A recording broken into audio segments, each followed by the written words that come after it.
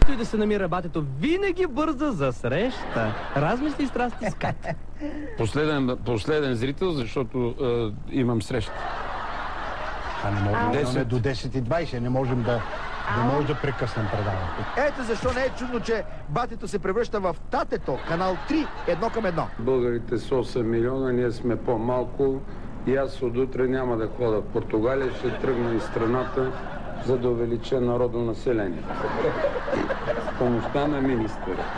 Обикаляйки страната, батето започва да го забожда. Жълтини на същата телевизия. Мога да го забуда тук. Да. Леле, какво виждат моите очи? Да. Леле, какво виждат моите очи? Леле! А какво виждат нашите? Започнахме с грене на ракия, как ще завършиме? Не ме занимай с глупости, бе. Ще завършим с ужо. Идва ред и на най-известната гръдна обиколка, Аня Пенчева. Струва ми се, че подаръкът не е точно тортата.